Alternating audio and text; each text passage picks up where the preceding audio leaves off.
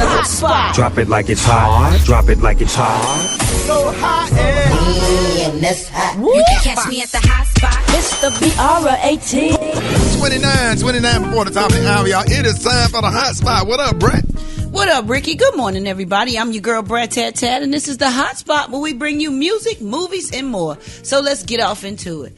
Oh, man, y'all. 8 people were killed and more than 300 were injured following a stampede at Travis Scott's Astroworld concert in NRG Park in Houston on Saturday night. And according to Billboard, more than 25 people were rushed to the hospital following the tragedy. And the Houston Fire Department Chief Samuel Pena said at a press conference that a mass casualty event occurred at 9:38 p.m. at the concert, which had approximately 50,000 in attendance.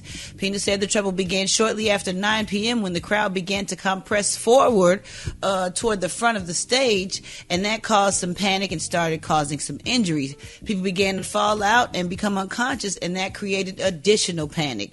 And out of the 25 people that were hospitalized, 11 of which were in cardiac arrest at the time. Oh my goodness. The second day of the Astroworld concert was definitely canceled as a result of the tragedy. The sad part is the victim age, they range from 14 to 27 years old. One male victim in the incident has still yet to be identified, and there is a 10-year-old in critical condition. Oh my God. Travis released a statement saying, "I'm devastated, and I just want to send out prayers to the ones that were lost last night." He continued saying that he had no idea what was going on in the crowd, and that he could never just imagine the severity of the situation. He said, "I'm honestly just devastated. I could never imagine anything happening like this." And Kylie Jenner also released a statement on Instagram saying that both she and Scott were unaware of any fatalities after the concert, until the concert ended. She said that they were very devastated as well, and in no world will we have continued filming or performing. Yes. Now I have a question.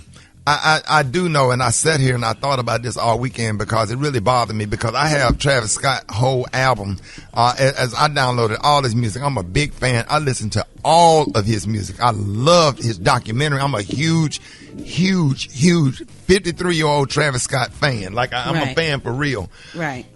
Can't they set up barricades and have the barricades set up like rows, where they let X amount of people come in these sections to prevent stuff like that, and have like ushers, not like the ones at church, but just security guard to keep people in the sections to prevent stuff like that? They can, but when people get drunk and they start partying, and if there's any drugs involved, then people start trying to get to the front and they want to push closer. So it just becomes a melee anyway.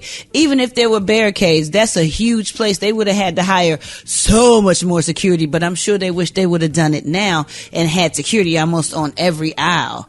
But you know, people go to party. It's just like those other big concerts. Remember, like Woodstock back in the day. Like people, they just get excited and they start pushing forward. I never liked to, even when I wasn't Brad, I never liked to be in the very, very front, because that can easily happen. Even in small clubs, that happens. So you know, it's not his fault at all. So I wish people would just not, you know, be so hard on him. Who do they sue? Like you know, because you know your kid go to the concert and he don't come home.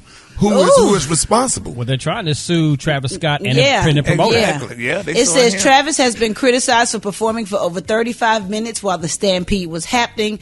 Multiple videos show fans begging productions and fans even chanting "Stop the show." Now, in his defense, he can't hear them saying "Stop the show." There is no way he can hear them, because when you perform it, you can't see a stampede. Tell you exactly, and you got to keep performing. You know what I'm saying? And it just looked like people are just partying. You know what I'm saying? It's like people just waving back and forth and having a good time. Like, the music is so loud on stage, and you know his show got all the most expensive sound and the loud, and the monitors up front blaring towards him. The ones behind him is blaring in the crowd. You can't hear nothing but yourself, and you hear the roar of the crowd, but there's no way to hear each little thing that's going on in different sections. That's just not possible. And it was so many people, there's no way to just see that.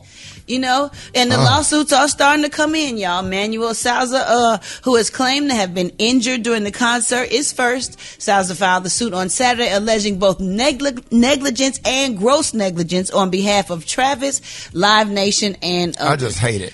Me too. hate it. Me too. It bothered me all weekend. Like, I really feel bad for the families. Yeah. You know, that kids ain't coming home. And I feel bad for, because the whole purpose was for everybody. Yes. Everybody to go out and have a good time. And enjoy themselves. That was the whole purpose. The promoters had good intentions. Travis had good intentions. The audience had good intentions.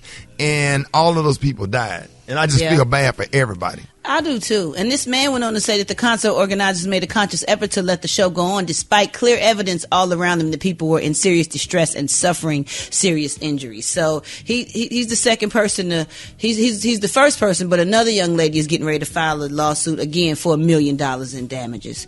So it's just all crazy. We're going to keep the prayers going up for the families of people that lost their lives and hope they identify this other person. Lord, it's just a lot. And we're going to pray for Travis Scott and everybody involved in the situation. All right, y'all, we're gonna wrap up the hotspot on that note. But coming Lord, we got Rock T's joke of the day. Is it gonna be funny? And why don't y'all hit us up for them wake up calls at 866-9 Rickey, 866-9 RICKEY. It's the Rickey.